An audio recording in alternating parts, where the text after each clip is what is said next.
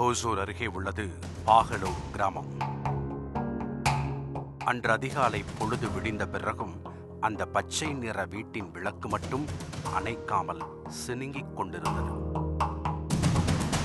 இதனால் சந்தேகமடைந்த அக்கம் பக்கத்தினர் வீட்டிற்குள்ளே சென்று பார்த்திருக்கிறார்கள்.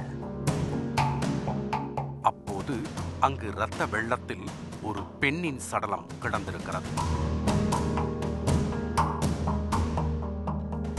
தகவல் அறிந்த பாகலூர் போலீசார் ஆம்புலன்ஸுடன் வந்து அந்த வீட்டில் பெண் சடலத்தை மீட்டு பிரேத பரிசோதனைக்காக அனுப்பி வைத்துவிட்டு விசாரணையை தொடங்கினார்கள்.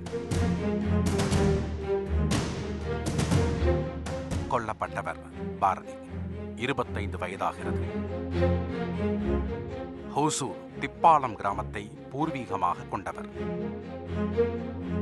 பாகலூரில் உள்ள மாமா மகன் மகேந்திரன் என்பவரை கடந்த 8 வருடங்களுக்கு முன்பு பெற்றோரின் சம்மதத்துடன் திருமணம் செய்திருக்கிறார். 34 வயதான மகேந்திரன் ஒரு பூ வியாபாரி. இந்நிலையில்தான் இரவில் வீட்டில் இருந்த பாரதியை மர்ம நபர் ஒருவர் கொலை செய்துவிட்டு தப்பிச் சென்றிருக்கிறார். யார் அவர்? எதற்காக கொலை செய்திருப்பார்? நகை பணம் கொள்ளையடிக்கப்பட்டிருக்கிறதா அல்லது வேறு ஏதேனும் காரணம் இருக்கிறதா போன்ற பல கேள்விகளுடன் போலீசார் விசாரணையை தொடங்கினார்கள். அப்போதுதான் கொலைகாரன் வேறு யாரும் இல்லை, பாரதியின் அன்பு கணவர் மகேந்திரன் என்று தெரிய வந்தது. மகேந்திரன் பூ வியாபாரம் போக மற்ற நேரங்களில் மதுவுக்கு அடிமையாகி இருக்கிறார். அதற்கு காரணம் குழந்தையின்மை. இதனால் நண்பர்களும் உறவினர்களும் திருமணம் முடிந்து இத்தனை வருடங்களாகிறது, உனக்கு ஏன் இன்னும் குழந்தை இல்லை என மகேந்திரனிடம் அடிக்கடி கேட்கத் தொடங்கியிருக்கிறார்கள். அந்த கேள்வி அவரின் மனதில் மிகுந்த பாதிப்பை ஏற்படுத்தி இருக்கிறது.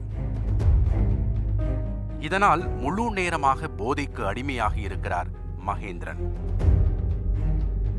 உடல்நிலையும் பாதிப்படைந்திருக்கிறது. அதனால் கர்நாடகா மாநிலம் சஜாபுரத்தில் உள்ள ஒரு போதை மறுவாழ்வு மையத்தில் மகேந்திரனை சிகிச்சைக்காக சேர்த்திருக்கிறார்கள். ஆனால் எந்த முன்னேற்றமும் ஏற்படவில்லை. சிகிச்சையிலிருந்து வீடு திரும்பி மகேந்திரன் மதுபோதையில் மனைவியை அடித்து துன்புறுத்த தொடங்கியிருக்கிறார். நாளுக்கு நாள் இந்த தாக்குதல் அதிகரிக்கவே பாரதி கணவரின் கொடுமை தாங்காமல் அம்மா வீட்டிற்கு பெட்டியை கட்டியிருக்கிறார்.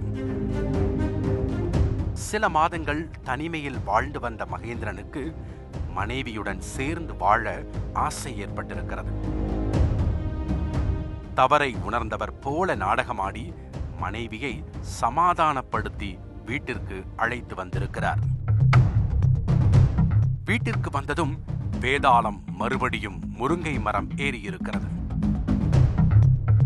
போதையை போட்டுக்கொண்டு இரவு முழுவதும் மனைவியை அடித்து துன்புறுத்தியிருக்கிறார் மகேந்திரன். ஒரு கட்டத்தில் வெறியின் உச்சத்தில் இருந்த மகேந்திரன் வீட்டிலிருந்த கத்தியை எடுத்து மனைவி என்றும் பாராமல் பாரதியின் கழுத்தை கரகரவென அறுத்துவிட்டு தப்பிச் சென்றிருக்கிறார். ரத்தம் கொப்பளிக்க பாரதி சம்பவ இடத்திலேயே துடிதுடித்து பரிதாபமாக இறந்து போயிருக்கிறார். இந்த சம்பவம் தொடர்பாக வழக்கு பதிவு செய்த போலீசார் தப்பியோடிய மகேந்திரனை அவரின் செல்போன் மூலம் டிராக் செய்து மடக்கி பிடித்து கைது செய்திருக்கிறார்கள்.